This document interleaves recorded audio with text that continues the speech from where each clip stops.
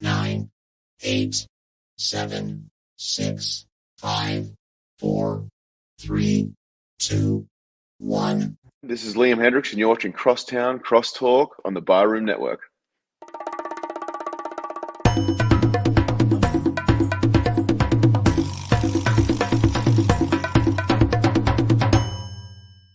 Some may find the following disturbing. Discretion is advised. Every summer in Chicago, the sunshine spotlights the city's spectacular skyline. Its luxurious lakeshore, marvelous monuments, and the over 200 neighborhoods in the city. And it also brings to light two of the greatest sports franchises in the world. On the north side, it's the Cubs. On the south side, it's the White Sox. This is Crosstown Crosstalk.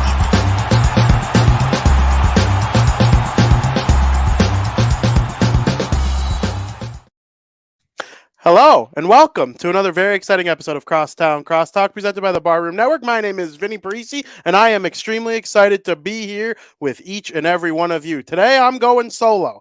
The last couple weeks, we've had guests, great guests, Brian Knights, Aldo Gandia, guys like that who know a bunch of stuff about the topics at hand.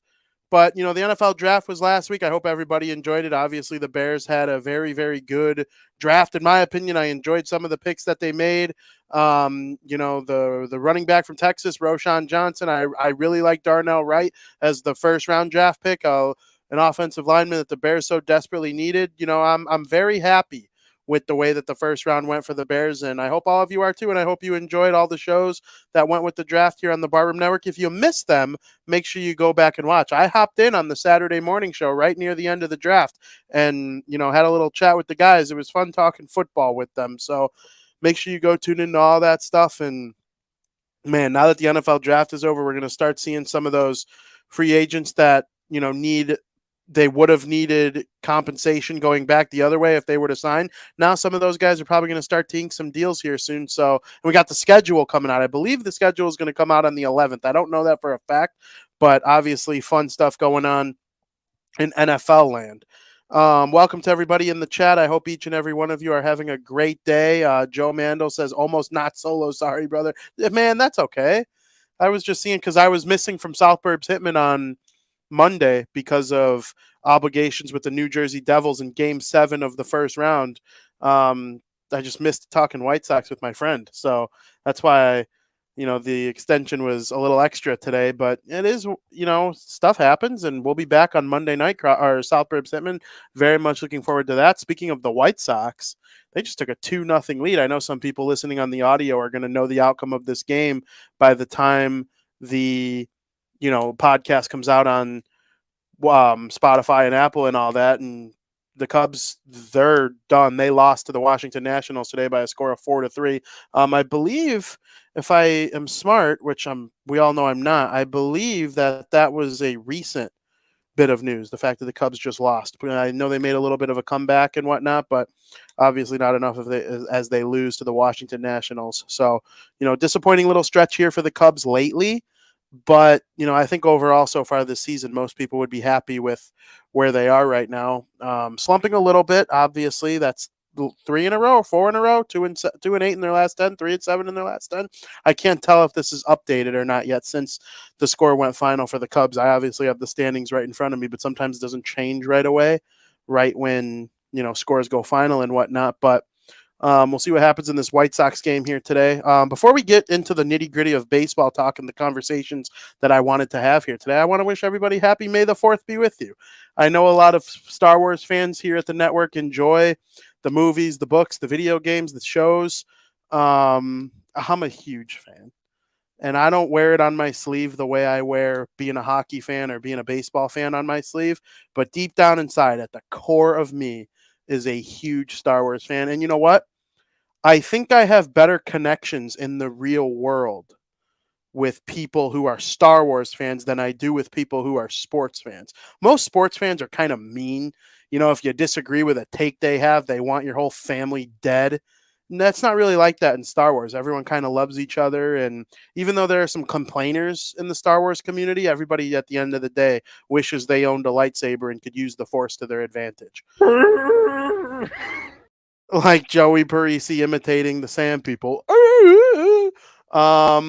That's great stuff, and you don't get people, like that in other walks of life. Sometimes it's obviously really, really cool. And if you're in the chat right now and you're a Star Wars fan, let me know your favorite Star Wars content. It could be a movie. It could be, a lot of people would probably say The Mandalorian these days.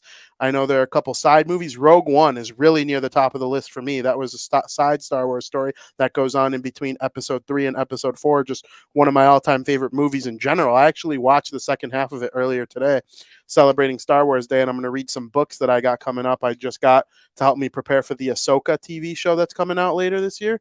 That's going to be pretty cool. And it's a story. It's 3 books that align with those TV show Rebels. So I'm very excited to get into that. So enough nerdy talk for right now. This isn't the nerdy show on the program, even though I'm a big old nerd.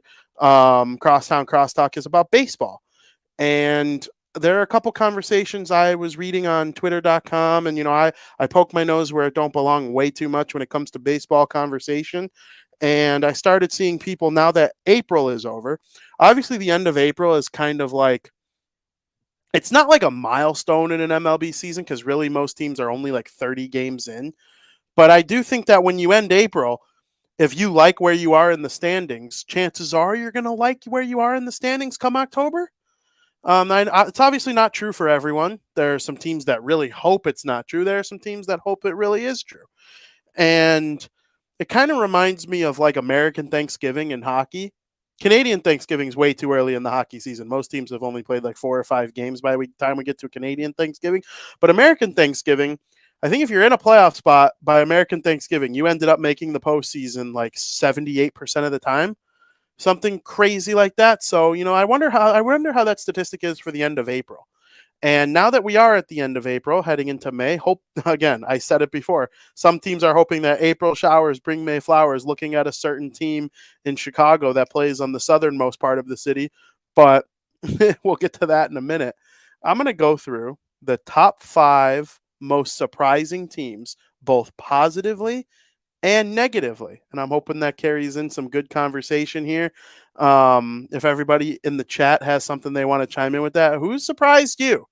Who stinks and you thought they were going to be pretty good? Who's awesome and you thought they might suck? I mean, just tell me. It's not going to hurt my feelings. I know there's a team I cheer for that's probably number 1 on one of the 2 lists. 1 or 2, because there's 2 candidates for the top 2 most disappointing teams in baseball. But as Joe Mando points out, the White Sox have 20 games versus sub 500 teams this month. That is what I like to hear. My only issue with the sub 500 teams this month is that includes the Houston Astros, I believe, and it might include the Guardians. It includes another team that was expected to be good but stinks. I can't remember who it is. I could actually probably find that for you like within seconds here. I got the whole schedule. Yes, Cleveland.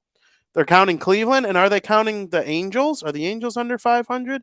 They were a couple days ago. The Angels are above 500 now, so they don't count on that list. But yeah, I mean, you know what? Baseball's hard. It's not going to get easier, but it is going to get easier. It's not the Tampa Bay Rays and the Toronto Blue Jays for 9 straight games, and I think that is a win for everybody. And we'll get to the White Sox in a minute. Top 5 most surprising teams in a good way. Now, some people are going to think my list is crazy, but I look at these 5 teams and I'm like, whoa, I did not expect you to be where you are. There's one team on there that I expected to be good, but not this good. The rest of them I thought were all going to suck, and they've actually been very, very good. So we'll start off with number 5, the Boston Red Sox. They are 18-14 at the time of this recording. Now, listen, they're only 4th in the American League East, but let me tell you about the American League East. The American League East has 5 teams that are currently sitting above 500. It could be a division that ends the year where every team is over 500. I don't think I've ever seen that before. I'm curious if that has ever happened in Major League Baseball. It is obviously the only division with that distinction in all of baseball right now.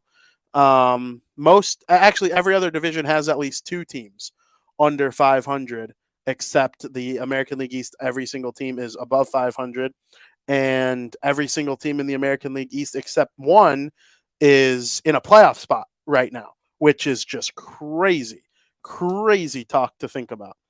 So the Boston Red Sox, they have just had some outstanding play this season.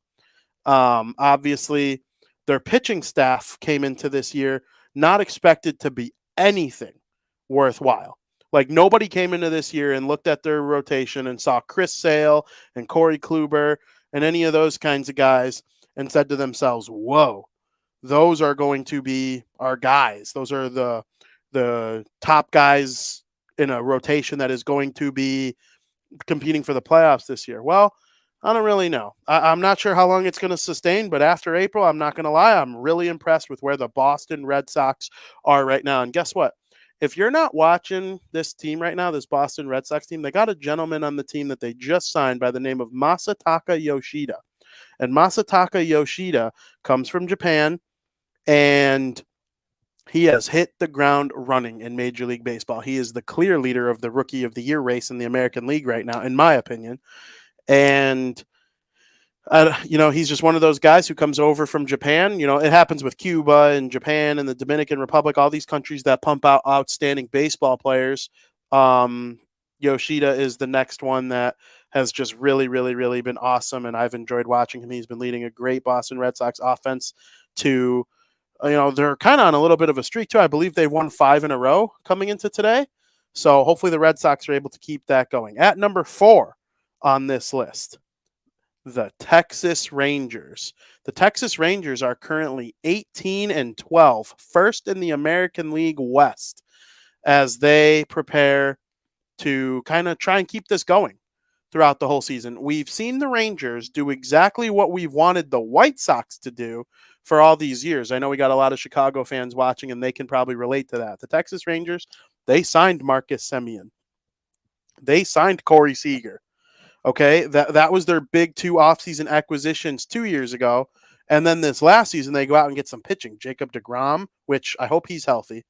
We'll see if he ends up coming back. But he's somebody who's battled health issues for the last couple of years now. Hopefully he's okay with his arm. And then they get Nathan Eovaldi as well. And their farm system's outstanding. Well, now they're 18-12, first in the American League West, challenging the Houston Astros, making things difficult for them. There are a couple other teams in the division that are hoping to, possibly make a run this season. But, the Texas Rangers being first in the AL West on May the 4th be with you is outstanding for them. At number 3, probably they're not the most surprising team. They're probably the second most surprising team in terms of think they were actually good, but they're third on this list, and you'll see why in a minute. But they're 17-14. The Arizona Diamondbacks, second in the National League West. They only trail the Los Angeles Dodgers in the division. And the Diamondbacks were not expected to be very good at all. I don't think they were expected to be like a basement team in Major League Baseball, but they weren't expected to be second in the NL West, playing better than the Padres through the first 30 games of the season, playing better than the San Francisco Giants in the first portion of the season. The Colorado Rockies round out that division. That is just a disgusting disgrace of a team. That's a team that has a bad batting order, and it's so bad playing at Coors Field in half their games that their pitching rotation is probably a better asset of their team, and that also sucks.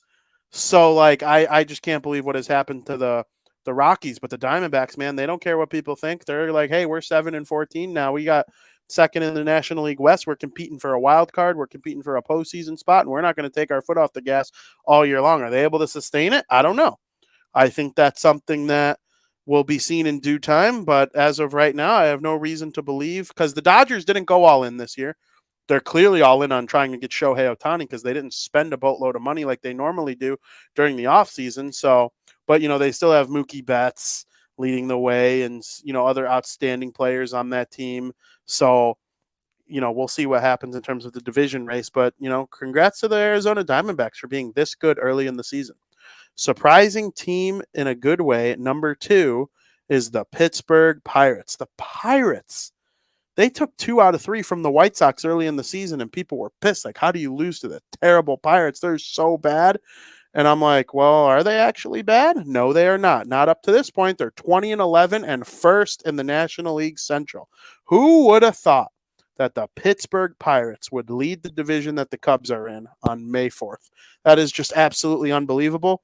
Brian Reynolds, Key Brian Hayes, guys like that, just outstanding, just so good. And people are going to, I would want to play in Pittsburgh in the summertime. I really would. That's a beautiful ballpark. I think the view from home plate outward is the most gorgeous view of any baseball stadium in Major League Baseball, and nobody knows it. Nobody knows it. You can see the entire Pittsburgh skyline in the background. It's very similar to Wrigley, except the buildings you see out of Wrigley are a little bit smaller. Like there's actual it's an actual city skyline that you see outside of Pittsburgh's stadium. So it's just outstanding, and I love watching games there because it's so apparent how cool it is. But first in the NL Central for the Pirates, are playing good baseball. Second most surprising team in baseball. They're the first most surprising in terms of teams being good, but this team that's number 1, we knew they'd be good, but we didn't think they'd be this good. I'm telling you, they started the season with, I think it's 13 straight wins, currently in first place in the American League East, the Tampa Bay Rays. The Rays are always kind of there. They're good for 90 wins every season, no matter what. They turn guys into stars over there in Tampa without spending too much money, and they're just always kind of in the mix. Well, they lead the American League East with a 25-6 record. But Vinny, we knew the Tampa Bay Rays were going to be good. How could they be your number 1 most surprising team? Really? Really? You thought they'd be this good? That's not surprising to you at all. That doesn't make you feel dumbfounded. The fact that the Tampa Bay Rays are 25-6, looking up and down their lineup. Wander Franco, superstar, absolute guru. You might have seen the play that pissed a lot of older people off yesterday. He flips the ball in the air, catches it, and then throws it, and they get him at first. Major danger of looking like an idiot there, but he didn't look like an idiot. He actually looked sick because he got him out. And just all around outstanding work from the Tampa Bay Rays. There's no reason they can't make a run for the American League and then potentially the World Series. So obviously people in Tampa Bay are going to want to be hearing people like me and other people who host podcasts and whatnot talk about their team all season long. I feel like it's one of the more disrespected franchises in all of baseball for what they do compared to the recognition they get.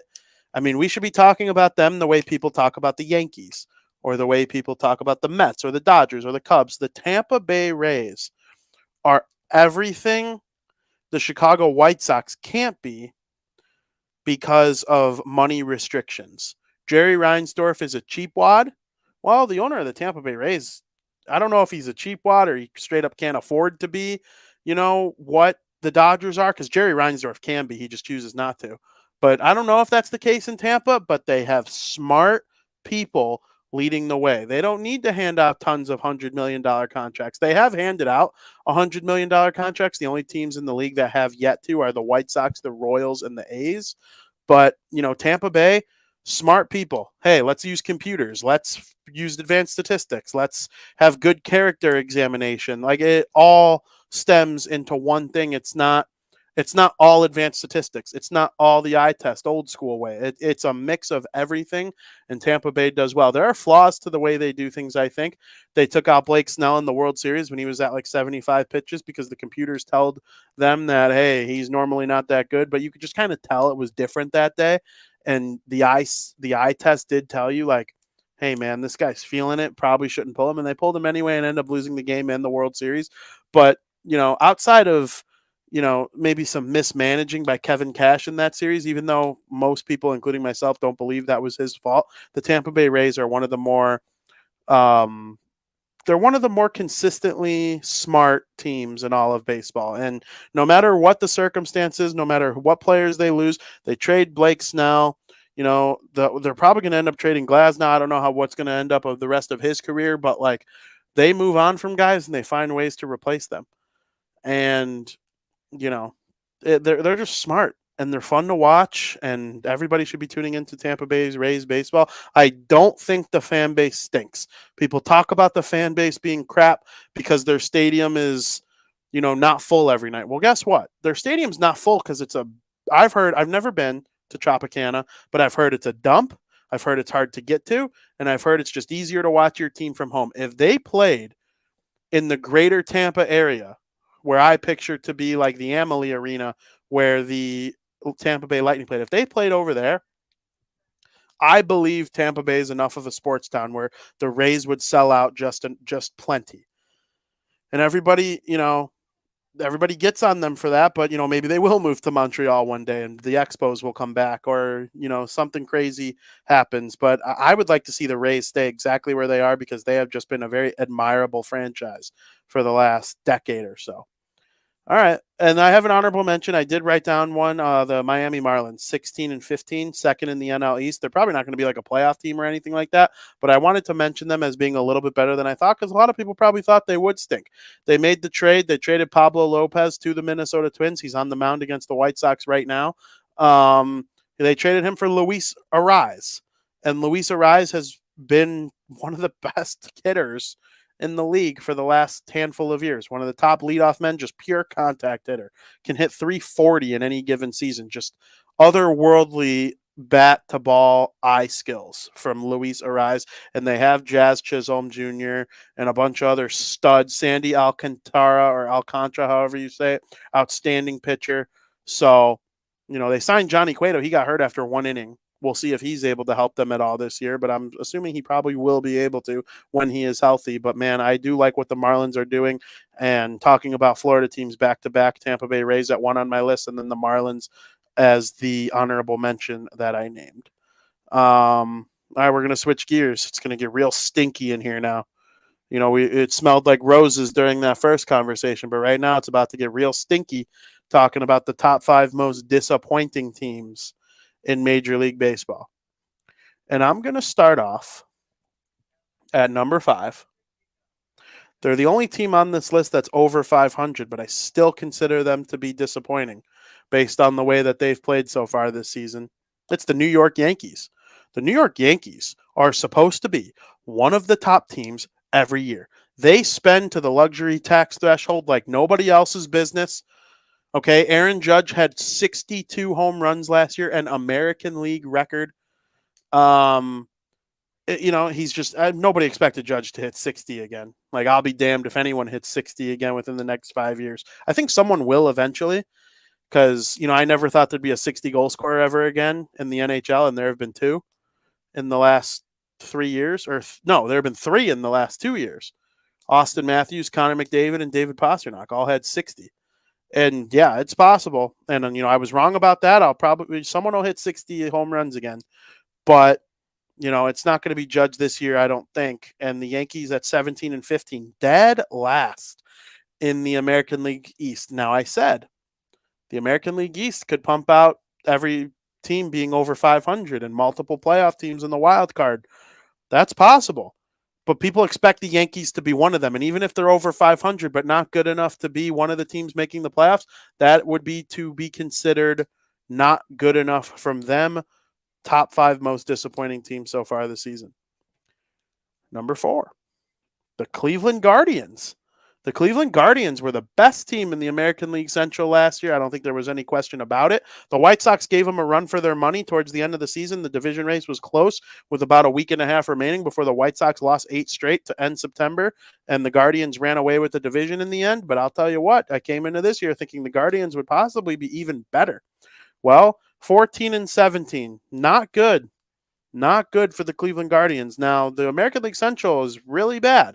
So the only team that's not alive in the AL Central anymore, in my opinion, is the Kansas City Royals. I think the other 4 teams all have a chance. Cleveland, they might have a good chance, but through the first month of the season, there's no doubt the Guardians are one of the most disappointing teams in baseball. They've been floundering lately, and I'm honestly surprised to see it. I like the way they play. It's a pitching factory, Cleveland. They pump out good pitching like nobody's business. Then guys get older. They trade them for better offensive players, and they pump out new pitchers to replace them. It's it's a machine over there. They haven't won the World Series, in the recent years with this ability that they have, but they came damn close in 2016. And I'm not sure they're going to come close anytime soon, but the Guardians they're not as good as I thought they would be up to this point in the season. Now, they may make me choke on my words by the time we reach October, and maybe it will be them and the White Sox battling out the division again, just like it was last year after the two teams each had a slow start. I mean, think about how bad the White Sox have been. Pretty bad, right? Terrible. Laughing stock of the league. If they hang on and win this game 2-0, they'll have 3 less wins than the Guardians. Woe is me. That could be made up in a week. So Guardians, disappointing, not happy with them. They stink. Number 3, the Seattle Mariners. What? Why are they 14-16 in 4th place in the American League West? That roster should be set to compete for the playoffs for the next 10 years, and they suck. They just can't get it together. They've played a little bit better lately, and I do believe they will be in the race by the end of the season, but as of right now, they have to be mentioned on my top 5 most disappointing teams, the Seattle Mariners. I'll tell you what, 14-16, it's just not good enough. And they have good players. I think they will make a run at Shohei Ohtani. I think with Ichiro's Japanese legacy there in Seattle and, being one of the closer teams to the homeland of Japan, I do think they have a heavy presence in that area. So, maybe they will make a good run at Shohei. I'm not sure he'll choose them over the Dodgers, but you just never know. I mean, I would have never thought he would choose the Angels over the Dodgers back when he was looking for teams when he was first coming over to America. So, the Mariners, man, they better figure it out. Otherwise, the season's going to blow them by quickly. The Texas Rangers don't look like they're slowing down. They were on my top 5 most surprising teams. And the Houston Astros are still in their division as far as I can remember. And until the Angels fall off a cliff, they still do have Shohei Ohtani and Mike Trout competing in the division. I don't really think – who am I missing in that division that sucks? Oh, the Oakland A's, one of the worst teams in baseball. 6 wins I think they have right now. Like they're dead in the waters. They get like 1,000 people showing up to their games. It's honestly crazy. They're not a threat, but the other 4 teams, they're going to make it hard on Seattle. And we'll see if they're able to take advantage of this balanced schedule throughout the rest of the season. But right now, they are the 3rd most disappointing team in the world of Vinny. At number 2, and this is where the list gets especially fun for Chicago Cubs fans. I think they're going to enjoy my 1 and 2 on the most disappointing teams list. Number 2 is the St. Louis Cardinals. Ew, the St. Louis Cardinals. I can't believe how nasty they've been. I look at that roster and I'm like, you really miss Albert Pujols and Yadier Molina, the 40-year-olds, that much? You relied on 40-year-olds that much in 2022? I just can't believe it. You have some of the best talent at first base and third base. Your 2 corner infielders, Hall of Famers, Paul Goldschmidt, Nolan Arenado. I mean, you can't build around that this year? Like, you're that pathetic that you are 10-21. They're 10-21 as I speak right now. And guess what? They're getting killed right now, I believe. Let me get you a little score update right now. And the people, again, listening on Spotify and Apple, you'll think I'm funny because you'll already know the final score by the time you hear this. But, yeah, the St. Louis Cardinals are getting shellacked by Shohei Ohtani and the Angels, 11-7. So, there's still a chance for the Cardinals to come back. They've actually scored 2 runs in their most recent inning to kind of get back in the game, but still down by 4 in the 7th. Not a good look for the Cardinals. And if they hang on to lose this game, they will have the worst record in the National League, which is not good. So, and for a team like the St. Louis Cardinals who have so much pedigree, not what you want to see from them. Now, another team playing on my TV right now just gave up a solo shot to Carlos Correa. It is now 2-1 in their favor. They're trying to get off this list by sweeping their most hated rival and, winning their 4th in a row, hopefully. But the best player in the series just went deep. The Chicago White Sox, they're the number 1 most disappointing team in Major League Baseball. I can't believe what has happened to them, to be honest with you. In 2016, December 6th, 3 days before your boy's birthday, they wished me a happy birthday by sending Chris Sale to the Boston Red Sox in exchange for Yohan Moncada, Michael Kopech, and 2 other less notable prospects. I'm like, okay, I teared up a little bit. I'm going to miss Chris Sale, right? Well, Moncada, he's the number one prospect in baseball, and Kopech throws 100. He just needs to, hone himself in a little bit. But they're both 19, 20. They're going to be sick. Okay, they've both been okay at times. They've both been bad at times, especially Moncada. I think Kopech has a higher ceiling than Moncada now. But, and, they both had some injury trouble. Tommy John for Kopech, Yoan out a certain amount of times. They've been just bad. I like the Quintana for Cease and Jimenez trade. Everyone does. Cub fans hate it. The White Sox fans love it. Eloy went deep today. He's a really good hitter. Can't play the outfield worth shit. Can't stay healthy worth shit, really. Hopefully this is the year that he finally does a little bit. Dylan Cease was outstanding last year. Tough start to this year. We'll see if he's able to regain his form. I believe he will be able to. But, you sign Luis Robert in free agency, the international free agent prospect pool. You have Jose Abreu. Tim Anderson's one of your greatest draft picks in the history of the franchise. You trade for Lance Lynn. He was outstanding when he first comes over. And then you don't do much else. You come so close to signing Manny Machado. You're finally going to take yourself off that list of teams that hasn't spent $100 million. And then he ends up choosing the Padres. We're stuck with Yonder Alonso and John Jay for that 2019 season. Then COVID takes out half of probably what was going to be the best year the team ever had. And in 2021, they were outstanding. There was no stopping them, especially in the first half. They even made guys like Yermin Mercedes look like superstars, and Jake Lamb and frickin' Billy Hamilton and Brian Goodwin and stuff like that. So, but 2022 comes along. Obviously, there were some issues with Tony La Russa as the manager that season. He was an okay manager in 2021, not so good in 2022. Then he leaves because he's sick, and they hire Pedro Grifol, and this season has just been terrible. There's really not much else to say about it. Now, we talked about the Guardians in the AL Central. Well, if the White Sox win this game and they're 6 games out of first place, that's very doable. If they were in the AL East, they'd be toast. There would be a no competition the rest of the season. Start trading people and rebuild again. But I still think a rebuild again is certainly in the cards. It's on the table. But it's looking like the team is playing better. They feel better about themselves. And if they don't blow this game, they'll be in an okay spot as we enter the weekend. But yeah, that's my number one most disappointing team in the league so far. You can interchange 1 and 2. Obviously, I'm biased. I like the Cardinals. I actually really like the Cardinals, but they're nowhere near my love for the White Sox. And so I'm not as disappointed that they stink as I am that the White Sox stink. I will give an honorable mention to the other New York team, the New York Mets. They have all this talent.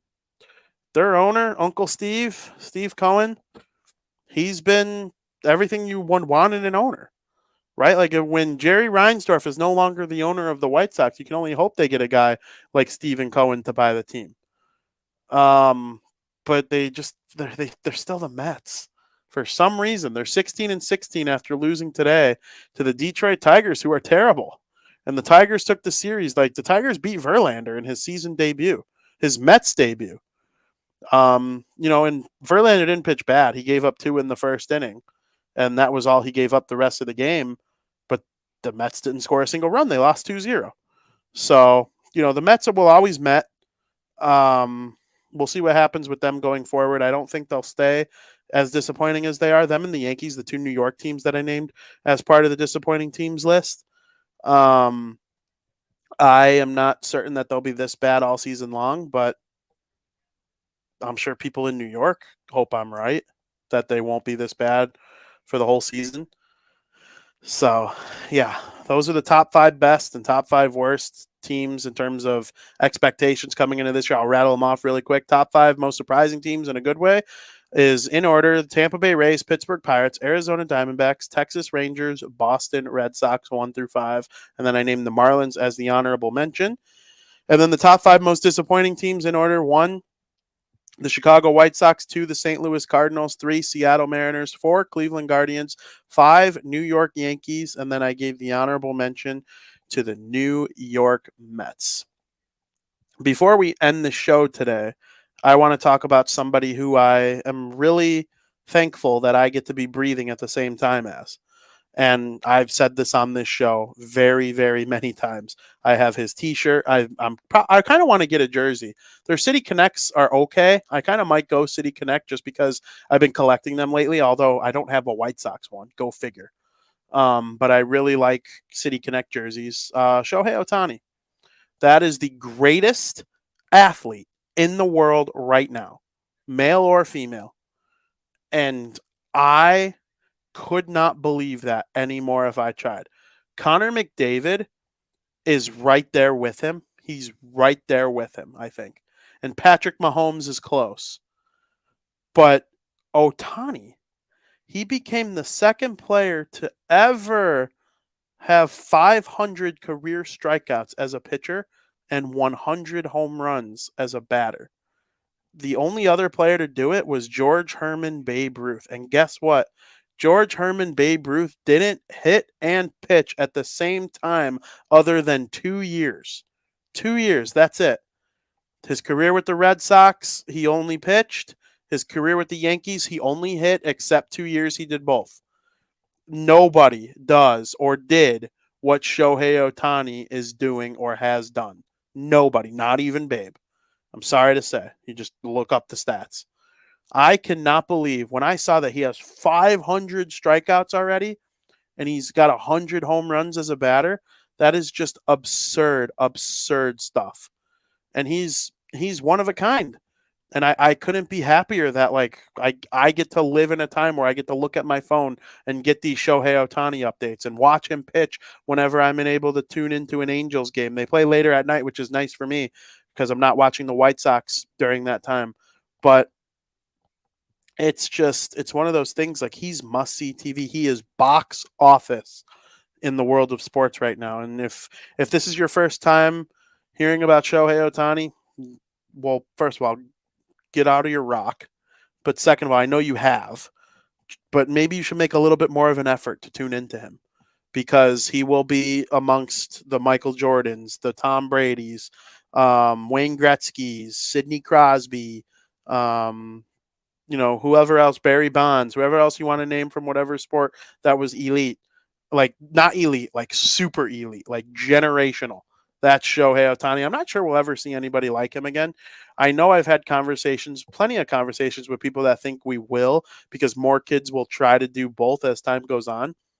But like, so few people in the world are good at pitching to make it to the MLB, and so few people are good in the world to be good at hitting enough to be in the MLB. Like 0.0001% of the male population makes it to Major League Baseball. And I'm supposed to believe somebody else is going to come up and do both again? Like, what? I'm not too certain I'll see it again in my lifetime. I hope I'm wrong. I hope there's a Shohei Ohtani to watch for the rest of my life. But right now, I'm enjoying the one that we have. Second player to ever have 500 home runs and 500 strikeouts and 100 home runs in the career so far. Well, I mean, I'm sure he'll get 1,000 strikeouts. I'm sure he'll hit 200, 300, 400 career home runs. He'll be in the Hall of Fame. He'll be a player people remember forever. But, I just wanted to end the show talking about that absolute alien stud muffin, outstanding person. And he's just such a cool dude, too. I know his English is getting better. He has his translator, probably the most famous translator in sports right now. I don't even know his name. How dare me? I wish I knew his name offhand. He's got to be one of the most famous translators in the world because he's basically attached to the hip with one of the best players ever in any sport.